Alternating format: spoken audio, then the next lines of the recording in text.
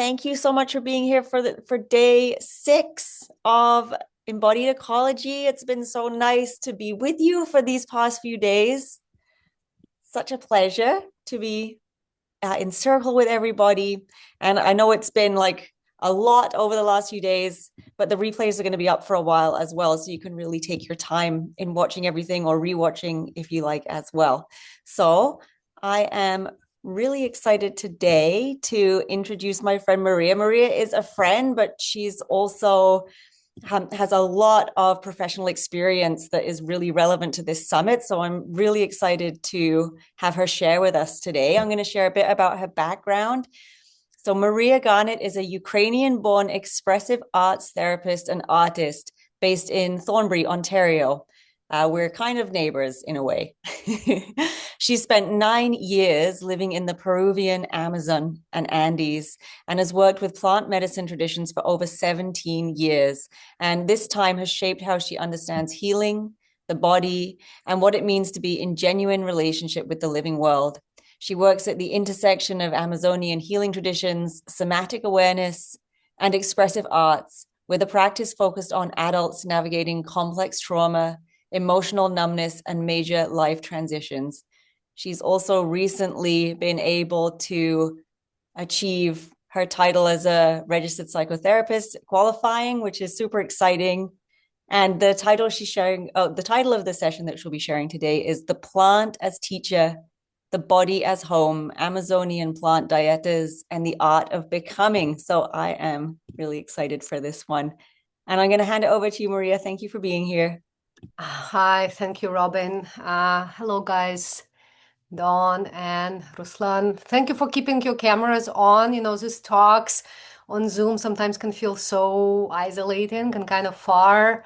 So I really appreciate, especially it seems like we have a really small group. It's really nice to be able to see your faces, and I don't feel like I'm just talking to a screen.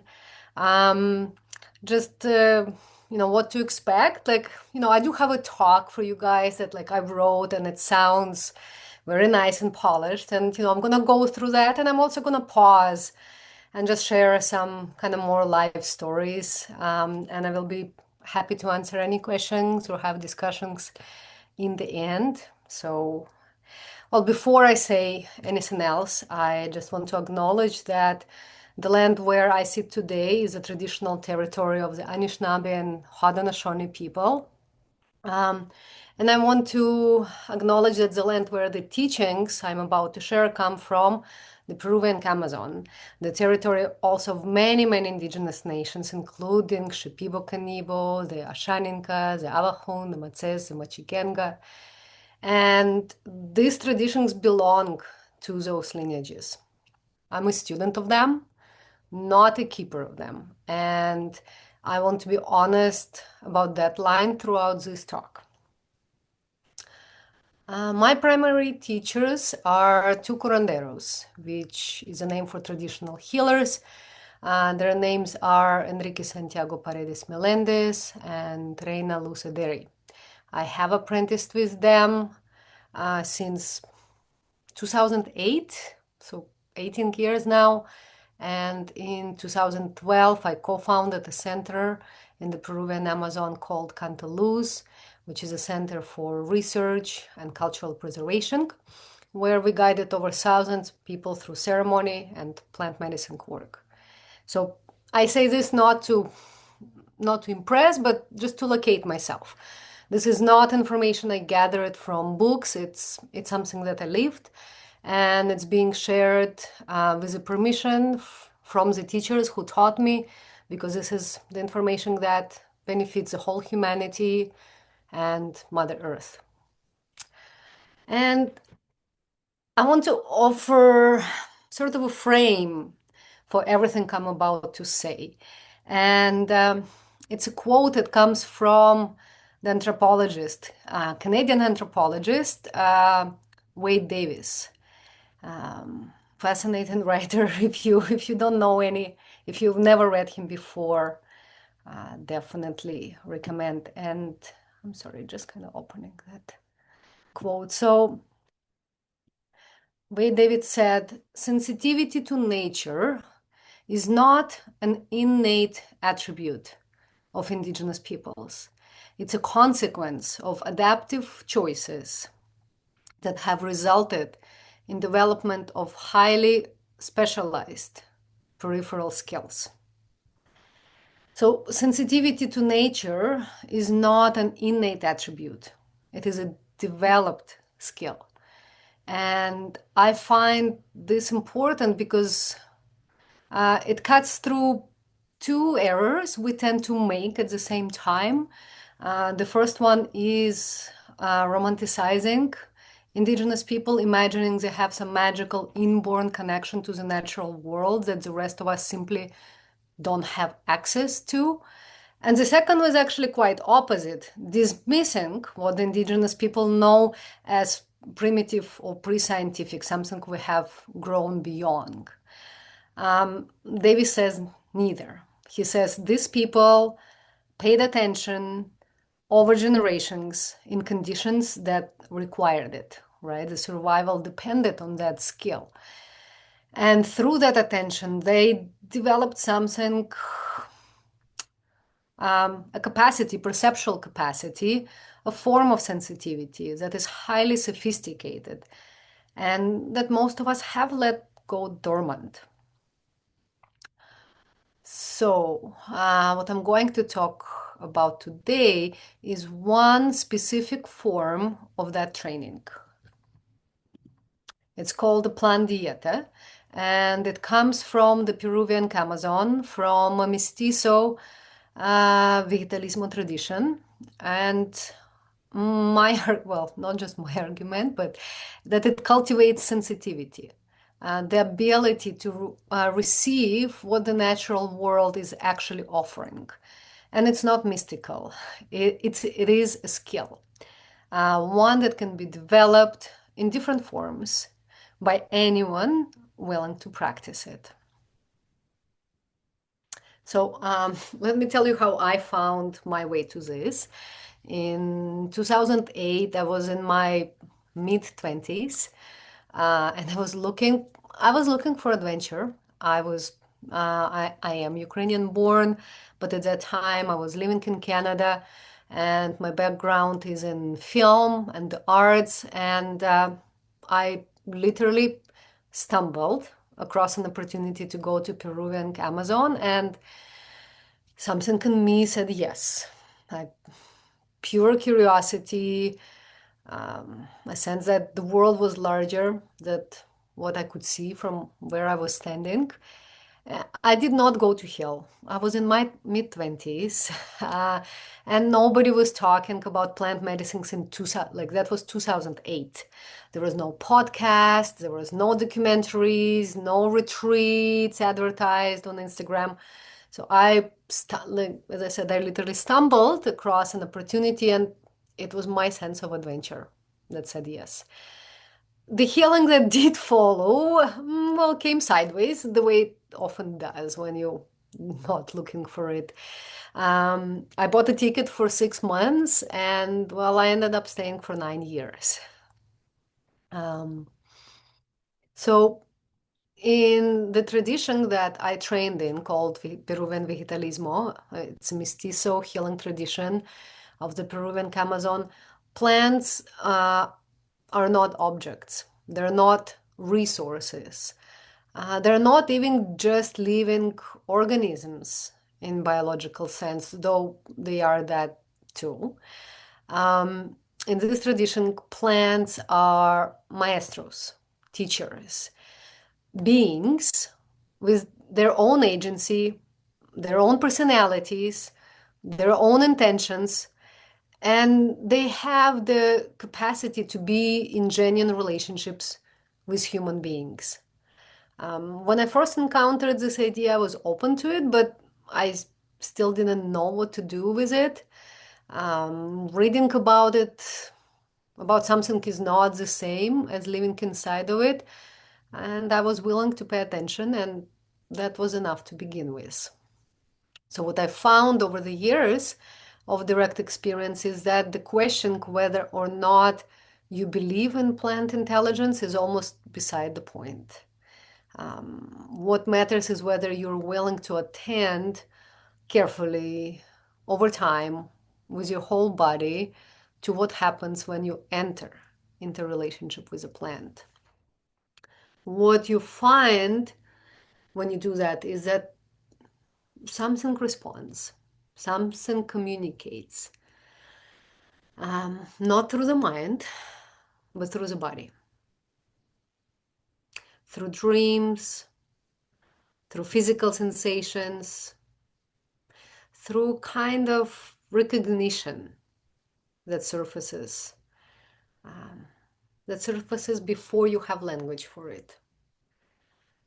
So another great anthropologist, Stephen Beyer, uh, and a practitioner who wrote one of the most thorough books on vegetalismo, amazing book, Singing to the Plants, fascinating read, very informative, very detailed, highly recommended. So he describes how in this tradition the boundary between person and non-person is porous. Plants are persons, they have perspectives, they can initiate contact, and they can withdraw it. Let me give you a personal example. So, before I ever arrived in Peru, before I actually even knew that I was going to go to Peru, I had I had a dream, and in the dream there was a plant I had never seen before. Um, it had a particular form, like it was very vivid. I wasn't sure what it meant. I've never seen the plant before, but yeah, I really remembered the leaf structure and the flowers. It was just a dream. I was not under any influence. I just dreamt it, but sometimes you just know those dreams kind of stay with you.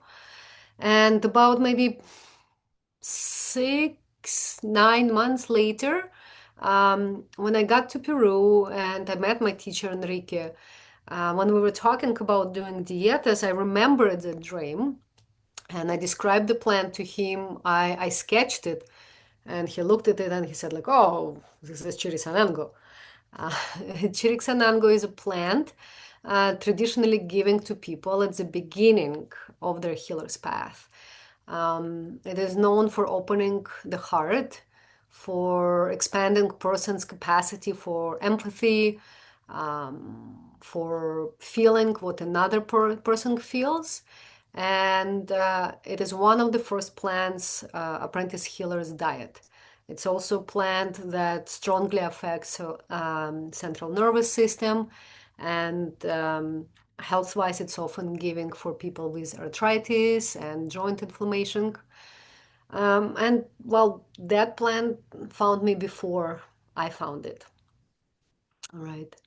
So we tend, we're so human centric. We tend to imagine that the relationship with natural world is something that we initiate.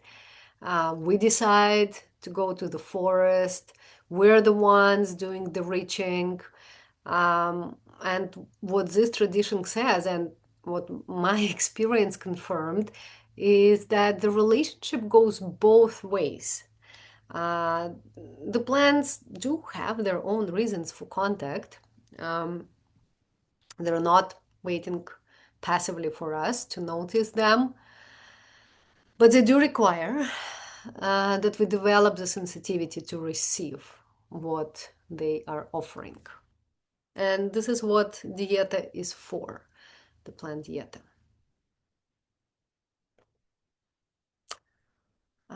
So dieta in the Peruvian vegetalismo tradition is an extended period of time, traditionally weeks or months, though even a few days carries its own weight of intentional, structured relationship with a single plant. Usually it's a single, but there are ways where certain plants can be combined, especially for health reasons. And during the dieta, you live in isolation in a small hut in a forest called a tambo. Traditionally, it's just four posts and a raised bed under mosquito net and like a thatched roof. now if you go to a retreat, you're gonna have like a personal cabana with plumbing sometimes. But yeah, usually it's just a protection from the elements and mosquitoes. And when I went in 2008, yeah, that's the way that I did it. It was very scary. You're always thinking like, are there going to be animals jumping at me? And I was particularly scared of the jaguars, and locals told me, well, jaguars never go through the mosquito net. Like there is something about mosquito nets, and I'm like, great, I have a mosquito net protecting me from the jaguars. I feel really reassured. So yes, you stay in a tambo and you eat very restricted food. Usually it's boiled green plantain, tastes like cardboard. Sometimes boiled fish, but particular kind of fish, the fish that doesn't eat other fish. Where I used to do dietas, there was no river, so I did not get any fish even. And rice. So no salt, no sugar, no spices. It's not fun to eat. Clearly, no alcohol, no sex, no social contact. It's just you and the forest. And you take a preparation of the plant that you're dieting according to what that specific plant calls for, and the protocol varies. Some plants are taken daily, twice a day, some taken just once. It's Yeah, there is no particular rule in there. uh, and around 90% of the plants, I would even say 95, used in dieta are not psychoactive. We're all thinking about, Amazonian traditions and ayahuasca and all of the psychoactive plants, but they're a very small percentage and they're not really a cornerstone of this tradition. The dieta is. The dieta is how you learn how to work with all of the other plants. So most of the plants, they do not produce visions in a common sense, like in a hallucination kind of sense. They're trees, shrubs, roots, chosen for physical healing, for emotional and spiritual work, for apprenticeship and learning. Um, yeah, so the popular image of the Amazonian plant medicine is dominated by ayahuasca, but the dieta tradition is much broader and in many ways, well, not in many ways, I would say in every way, is more fundamental. And the purpose of the restriction is not punishment or discipline for its own sake. Again, remember the quote from Wade Davis: sensitivity is a developed skill, and the dieta is a training ground for that skill. The restriction is how you train. So, and there are two interlocking reasons for it. The first is about signal and noise. So the ordinary nervous system is constantly processing input: food, social interaction, stimulation, sensation. And when you strip that away, you become quieter. The background noise drops. What becomes perceptible is something you couldn't register before. Something subtler. Subtler? Yeah, more subtle. Something that doesn't compete well with the ordinary life. The plant presence can begin to come through. The second reason is more concrete.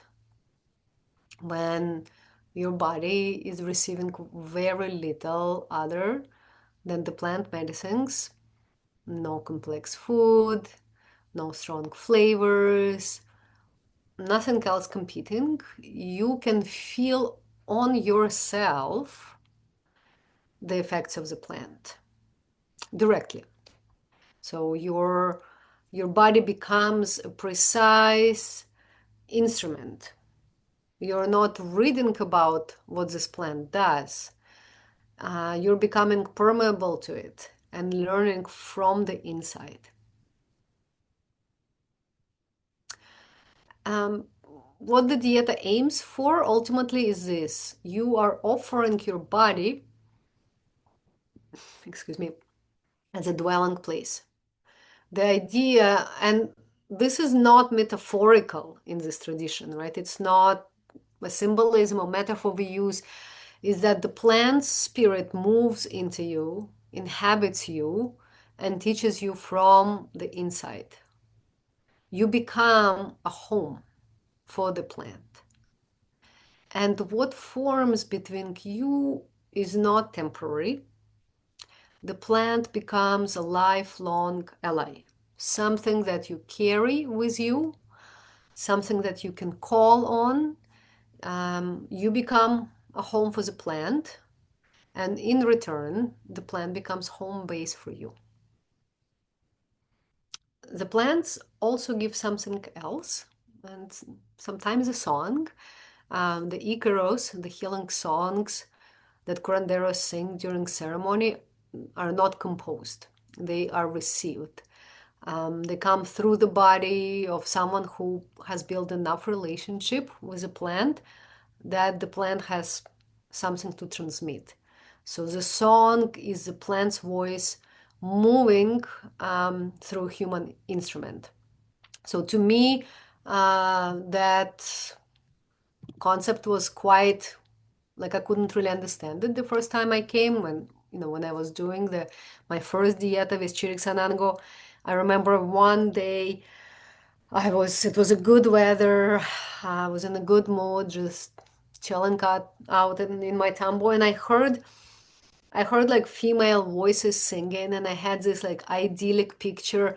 I was imagining, there are some women doing the laundry by the creek, singing this song. And then I realized, I'm like, hold on, there is actually no creek. And at that moment, I knew like all of the workers at my teacher's house, like, well, there was a cook who was a woman, but like, yeah, I'm like, no, there is no creek, there is no women, there is no laundry. And I started repeating the melody. And when the melody came kind of fully was with me, I sat down with a notebook and the words came through like in one go. And again, I'm not a poet. I do have a musical background, but like I don't write songs, I don't write poetry. And the words came in English, not my first language. And since then, like the songs have been coming in, like I speak 5 languages and I've received songs in all of them. And I've received them not only through the Dietas, not through the Amazon, but it's actually like the skill that was developed back then carries even into now. One of the reasons why I live, where Robin also lives, is that there are sacred places here, like caves and hills and forests, and when I go into them, I can hear songs as well. Um, so let me tell you what a dieta felt like. Um, so this is a story from like at that point I think I was maybe 5 years into my relationship with the tradition. It was October 2013, and I was at Cantaluz, the retreat that I've built between groups of guests, and I had a window of time, and I decided to do dieta with a tree called wakapu. It's a hardwood tree with a strong anti-tumor properties in traditional medicine, and it's considered a powerful spiritual teacher. So my first dose was early in the morning, and you take a bark of the tree and you steep it in cold water. So that was the preparation. And by the time I walked maybe 3 minutes from the kitchen where I drank my medicine to the tambo, so I already started feeling something kind of dizziness, spinning in the mind. Like I distinctly remember just like kind of thinking of stories of unknown people. Like I would just get like life stories. I'm like, who am I even thinking about? I don't know people I'm thinking about. So I came to my tambo and I just lied down and took a nap. And I woke up to a noise just outside the wall. I took my machete and I went to look.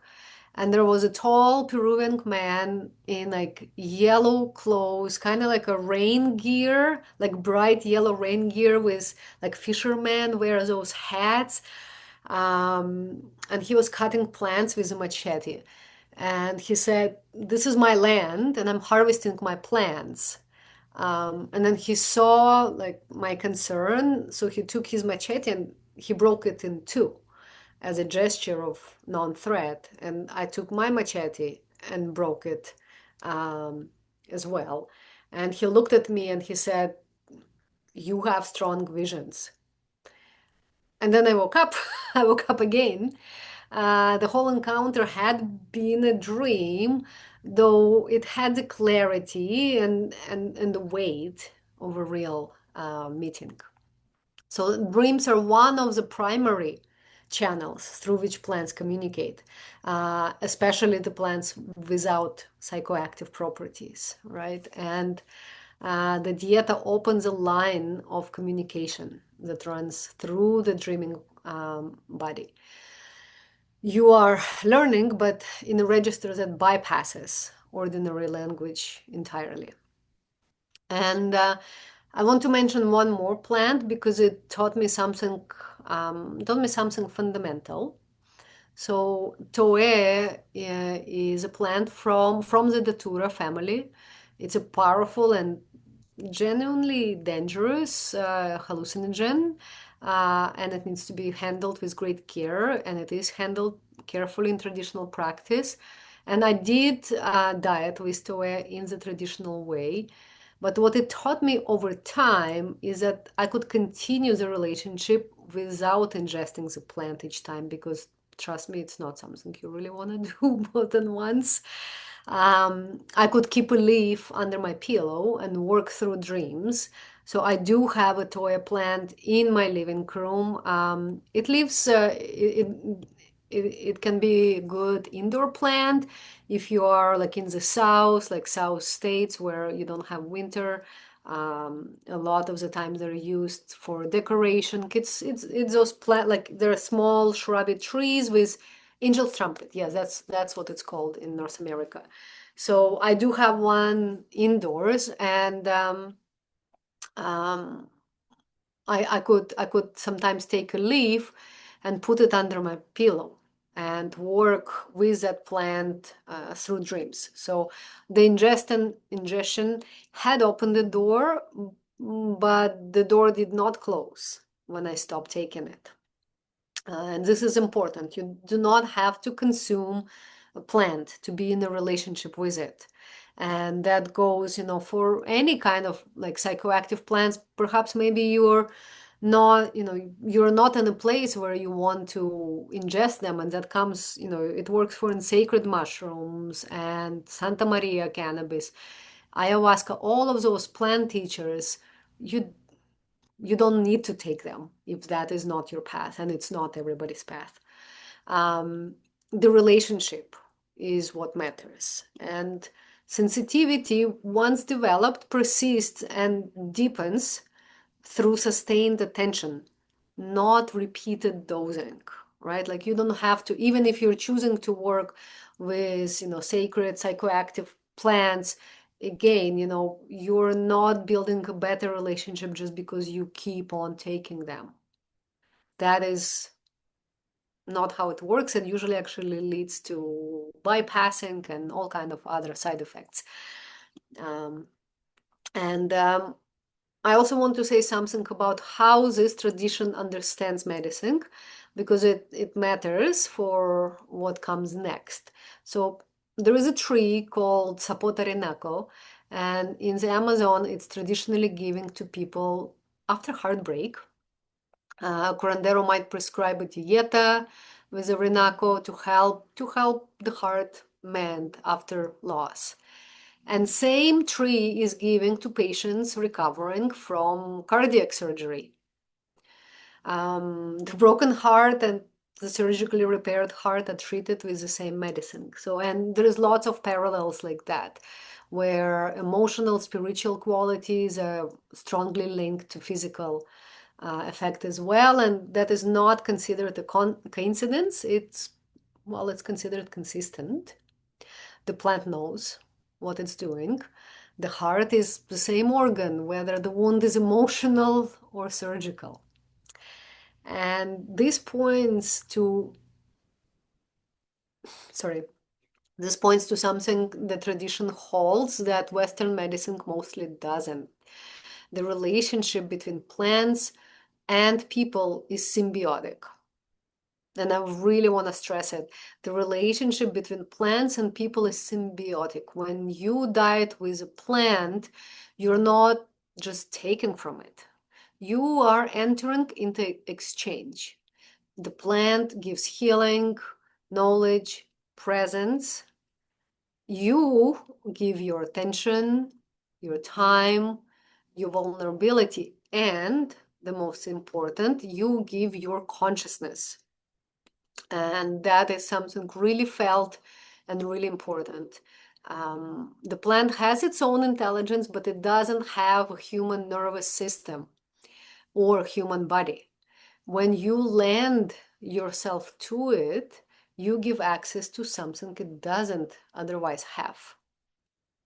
So neither party is diminished, both are enlarged.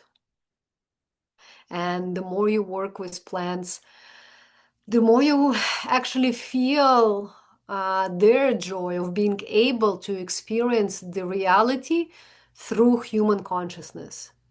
It's, I don't know if I can explain it. It sounds maybe very abstract, or I don't, maybe not for you folks, like, but yeah, usually it's hard to explain that. And but it's a very sensory, tactile, no doubts about experience. Those plants are happy when we diet them. So I want to tell you, well, a funny story, a funny anecdote about a relationship with a tree. And it shows what the sensitivity once developed actually makes possible. Um, so I was going through a painful separation from a man I had loved. It had come with betrayal and heartbreak. Um, yeah, like the kind that leaves you, like leaves something sitting in your chest. And like it happened in Canada, and I decided like, well, my best place to heal is my jungle home. I went to Candeloos, even though we had no group scheduled. Like I just went alone by myself for a few weeks. And one evening, close to the end of my stay, I was just walking through the land, through the path, and I went for a walk to say goodbye to the forest before leaving. Like I was leaving, I think, in a day or two. It was my favorite time of the day, kind of end of the day in the Amazon. So when the light is really soft, and the air changes, I was feeling calm, a little sad, grateful. Like it was productive 2 weeks of just being, on my own in the forest. And I remember I was just walking, and on a turn of the path, a specific tree just called my attention, and it was a Wakrapona palm, and I walked towards it. And I want to be precise here. I did perceive the spirit there, like not dramatically. I mean, you kind of get accustomed to trees being persons by that at that point. So, but I felt a presence, like as if somebody was just standing very still, and I felt something pull me towards the trunk, and I just wrapped my arms around it, and what I felt like, well, there's no other way to describe it. Like it just felt like I was hugging a man, like I was hugging a man's waist. And at first, immediately, like my heart just closed up. I was, just coming from a heartbreak, and, mistrust rose up, like the fear. I couldn't fully give myself into that embrace. And I stood there and I thought, like, oh my God, I can't even let a tree hold me. And after a moment, well, like this is safe enough, and like I was able to just like press myself into the trunk, and then something just opened up and I started crying. It was not like a gentle, beautiful cry, like the one with hiccups and like runny nose. Just like I like completely, lost it. Uh, well, of course, after such cry, you feel lighter. I felt really held. So I did offer the tree some mapacho, which is a jungle raw tobacco, and you always walk through the forest with mapacho smoke in it. And again, I also offered to the trees a traditional gesture of respect and reciprocity. I just continued my walk back to the house, singing, now feeling good. And that night I had two dreams. In the first, it was the new man who moved into the staff house. Like in the dream, we received a new volunteer. Like we're often brought volunteers, and it was like a new volunteer male moved into the house, staff house at Cantaluz. And later I understood that it was a spirit of the Vakrapona tree coming to live with us. And in the second dream, and I don't know how to even describe it, like I saw myself from a side, but like I was outside of my body, and I was at a wedding, not my own, but like I was wearing a beautiful dress, and I looked really radiant and alive. And then like it kind of dawned on me that I was looking at myself through the eyes of someone in love with me. And that someone was a tree. I woke up equal parts amused and bewildered. And the energy was very strange. Um, like I was in our outdoors kitchen and a large palm branch fell really close to me while I was doing the dishes. Um, I don't remember. There was something else. There was like a few series of like small kind of strange incidents, and my colleague said like he doesn't want you to leave. And I was like, oh my God, like this palm tree is not gonna let me go back to Canada. And like going back to Canada, like it involved a hike, a boat ride, a local flight, a flight to Canada. So it's like if any part of that journey did not align, I would not make back home to Canada. And I'm like, wow, like I went back to the tree. I offered the tobacco again, and I basically had it's not you, it's me talk with the tree. I said, you have to let me go. So I cleansed the space, I took an herbal bath, and I did leave without an incident. Um, and that was the time when like we couldn't, you couldn't get any connection where I was, like there was no internet available to me in that moment. So when I went back to civilization, I looked up the tree afterwards, and I found one of its names in Spanish is El Consolador de la Pachamama, the consoler of Mother Earth. Of course it was. Um, Unfortunately, sorry, I don't have a picture of the tree, but it also would make sense to you if you saw the tree. It's one of those palms that have aerial roots. So about like 2 feet from the ground, it starts branching out, and the trunk of the tree is kind of grayish, like it has some lichen on it, like gray and green, and the aerial roots are dark red, and they really look like male genitals. There is no other way to describe it. So it's a consoler of Mother Earth. So I tell this story because this is what starts happening when you start listening to the trees, when you develop that sensitivity. And the forest perceived what I was carrying, and I really needed to be held, to be seen as whole, to release something I had been, carrying for months at that point, and the forest responded.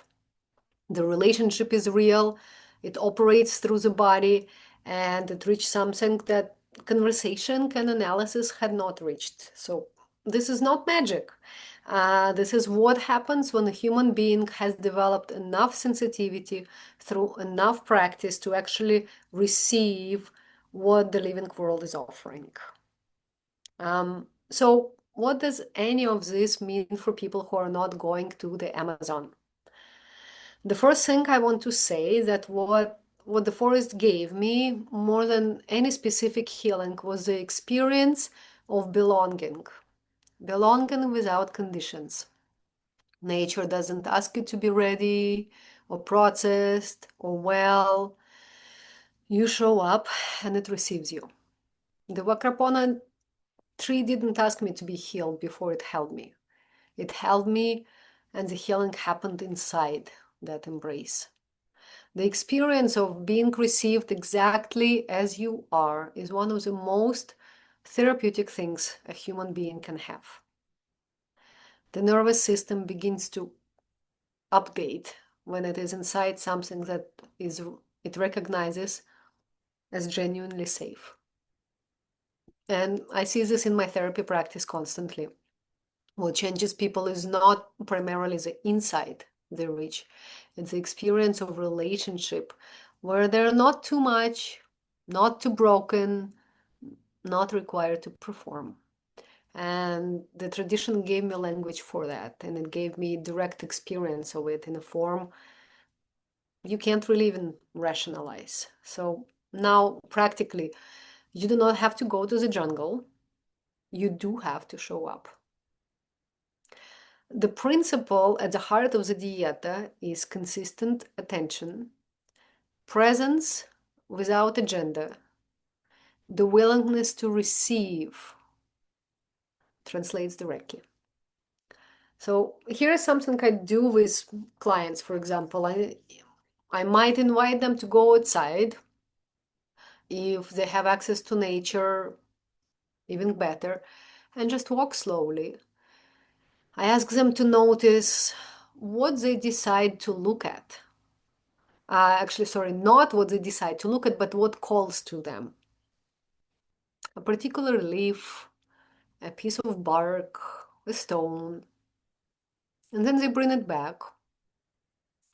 And we might sit with it, we might see what we notice about it, just staying on the surface, shapes, colors. We might think of associations that come up with that object, any symbolism, meanings that are personal. And perhaps, they can take those notes that they've made, some words that have arrived, and write a haiku. 3 lines, no rules about poetry, just what did this thing say to you, right? So what happens consistently is that the object carries a message that speaks directly to something the person has been holding that week, right? Nature spoke to them through something they were available enough to notice. This is the same mechanism as a dieta compressed into a 50-minute psychotherapy session. You can take it further, you can grow a single plant, you can sit with it daily, learn its traditional properties, and track what shifts in you as you tend to it. The relationship you build will be real. It will give something back. And the question this tradition asks is not whether you believe in plant spirits. It is whether you're willing to treat plants as beings you can genuinely be in relationship with. And that shifts in orientation, and that shift in orientation changes how you move through the world.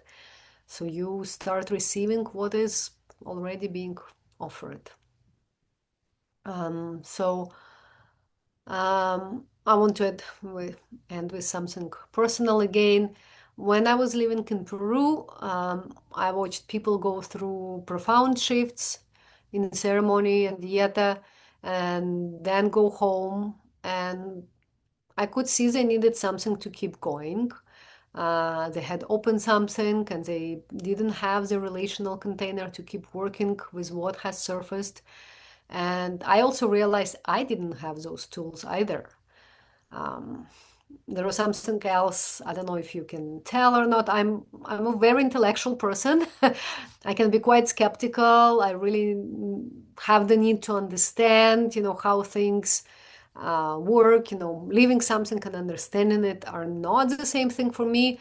And I needed a framework that was rigorous enough to hold both the indigenous knowing and contemporary understanding of how trauma lives in the body. So I came back to Canada. I trained more. I trained in several modalities, integral neuroprogramming, expressive art therapy, neuroaffective relational model. And it gives me precise understanding of developmental trauma and how the nervous system organizes around early experiences. And actually, expressive art therapy is something which I chose deliberately because the arts create the same quality of liminal space that the forest does or psychoactive plants do. When you make something without knowing what it will be, when you let the hand move before the mind catches up, you're in the same territory as Dieta. So something comes through that wouldn't come through direct conversation. Neither the indigenous tradition nor the Western therapeutic frameworks held all the pieces for me, and together they began to make sense of something I had lived without necessarily having the terms for it. So now I work, as Robin mentioned, as a psychotherapist with adults navigating complex trauma, emotional numbness, major life transitions, people who have lost access to their own inner life. And what I bring to that work is, well, everything I've described today, the understanding that the body is a site of knowing, that the healing happens inside the relationship, that the sensitivity we're talking about, the capacity to receive what the living world offers is something you can develop in the therapy room, in the garden, in the forest, at the end of your street. And this is what Wade Davis means. Not that indigenous people have something we don't have, but that they have developed something through practice that we have mostly let go dormant, and that we can begin in whatever way makes sense in your lives to develop again. So if anything I've shared today resonates and you're curious about, maybe working together, I offer free 20 minutes consult, no forms, no commitments. You can find me at mariagarnet.com. And if you are in Ontario and have extended insurance covering registered psychotherapist, my services may be covered. Yeah, it has been a pleasure to share with you, and I would be happy to maybe get some questions, get some feedback, have a conversation. Mm. Yeah, thank you so much. I've put Maria's information where you can find her in the chat, just so you can follow up if you want at all. You can follow her on Instagram and check out her website as well.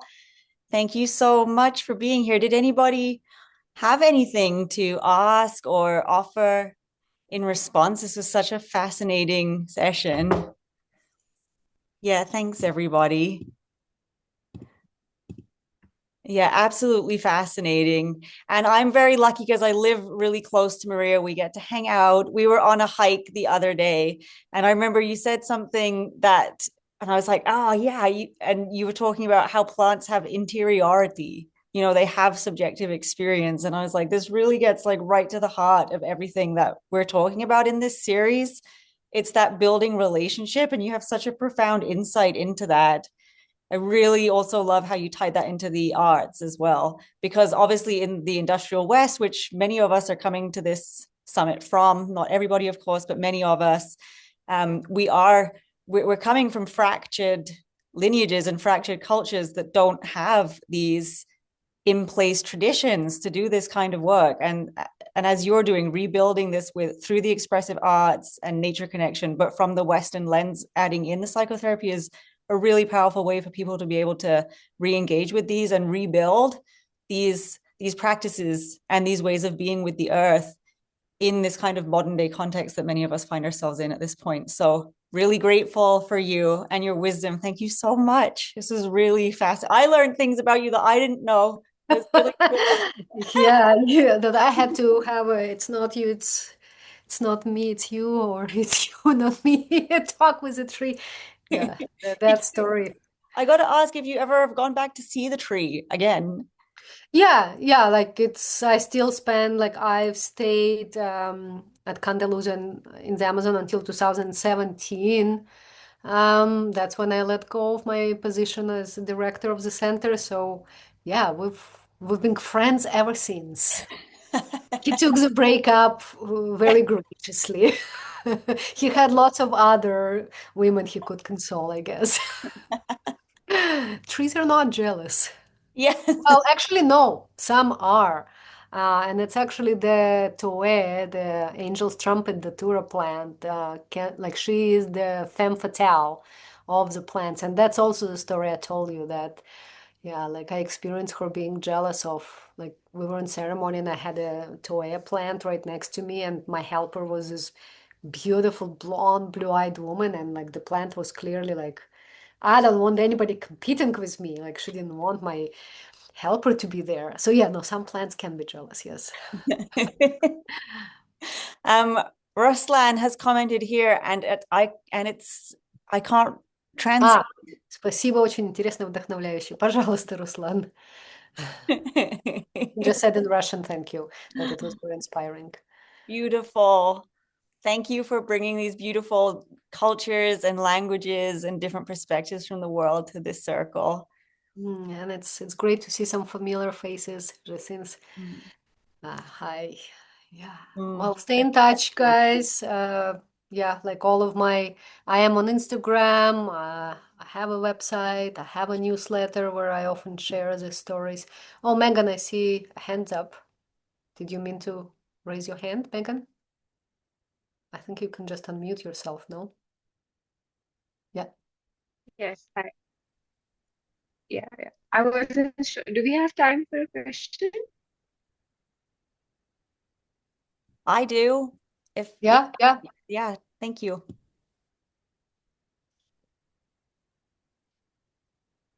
Yeah, I hope I'm audible, Maria. Mm-hmm. So my question was, you said somewhere in between that there was this skepticism between, like the knowledge that you gather through the body when you're having these experiences versus a lot of things that, like come through other ways of knowledge, other routes of knowledge, other channels of knowledge. So I think for me, like I'm curious to know how did you kind of balance these two ways of knowing, and kind of listening to one over the other, or where does the kind of communion happen and how does it happen? Is there something that you do, or because I think coming from a space where it's more rational and logical, going to a more like intuitive or being led more by the body. I think there's a lot of back and forth, and there's like this period in between where you're just like you don't know who you are almost. So I Mm-hmm. would, if you could say something about that. Yes, great question. So, what I'm hearing you're asking how I was, I was coming with very cognitive based, logic based mentality, how I was able to like navigate and balance these two realities and give validity, I guess, to both. Well, yeah, that, um,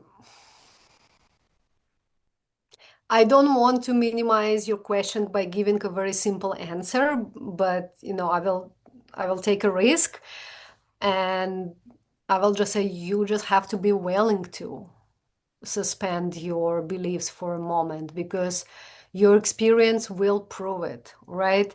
Uh, if you're willing to believe that what happens to you, even though if it's subtle, you will notice that it happens consistently and you will notice that it will make sense for you. So it is a certain willingness to hear and to believe what comes up, which again, it sounds like a simple answer, and I know it's not.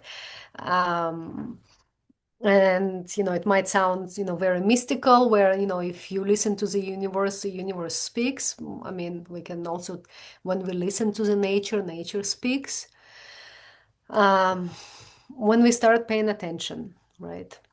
And when we, again, the skepticism can go both ways, right? Skepticism is a very useful skill. Like, you doubt what you know and you double check. So you can also doubt your, cognitive based reality, or what, like consensus reality, as we call it. You can also doubt that. So I think it's actually that place of not being sure in either paradigm that can give us that ability, not being completely sure that what we already know is true, and giving a possibility that there could be something else, right? Does that help? Yeah. I think so, yes. Yes, thank you. Mm-hmm. Yeah, thank you for the question.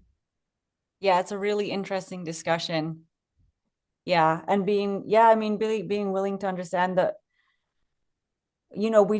there's so much that we don't know in our world. There's still so much to uncover and unearth, and there's so much ancient knowledge as well that is still in has survived to some extent that Mm-hmm. we can tap into as well, and Mm-hmm. indigenous forms of science as well. Yeah, but it's a really interesting area of exploration. So thank you for the discussion. Yeah. Yeah. And I think, also, with this question, it comes, it brings in a lot of, the inner work that would have to be done. And that's where, I find, the psychotherapy background really helpful, because you have to develop the trust in yourself. Like, if you carry lots of, self-doubt and shame, it's hard to validate your own experiences, right? That's where we start to look for teachers and, people telling us, right? Because we have hard time believing what we experience, right? So the work is really like, yeah, and it's about becoming whole again and trusting yourself and trusting, direct experience, not books, not another person who told you that, this does that, but, this is where, and also like the work that I do, with my clients, I find that's the most beautiful. We often come, to healers, helpers,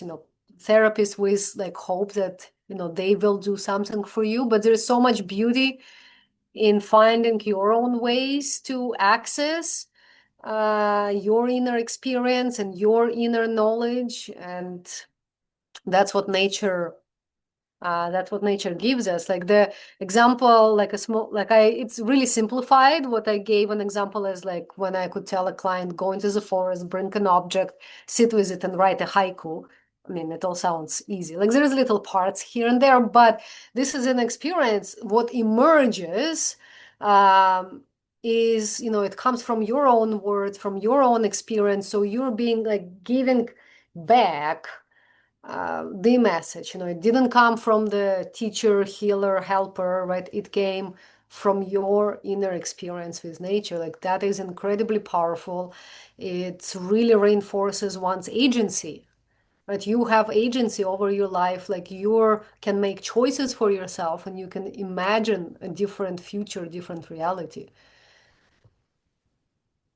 Yeah.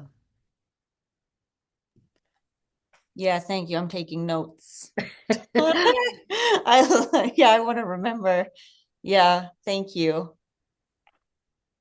Mm.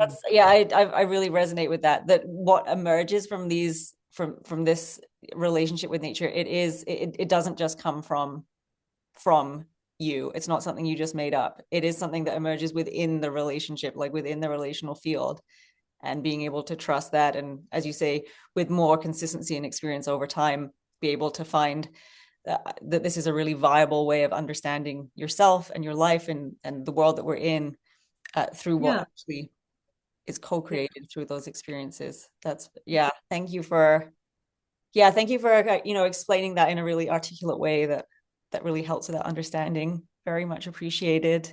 I think it's okay. Just a couple more words. I think it's very empowering because this relationship gives you a feeling that you can handle whatever life's gonna throw at you. You have an ally, and you have in you an ability to go through life. Yeah. It's not about gaining mystical powers. It's about being able to live a human life with all the tools that are available to us. Yeah. All right, I'm done talking. Well, I'm sure we'd love to hear you talk more, but no, that was fascinating. Thank you so much. Really appreciate all your experience and your knowledge and your very articulate way of sharing. So a true pleasure to be with you. Thank you so much. Thank you. Yeah, and please do follow up with Maria here. The links are there. Yes. So I'm just going to pause the recording.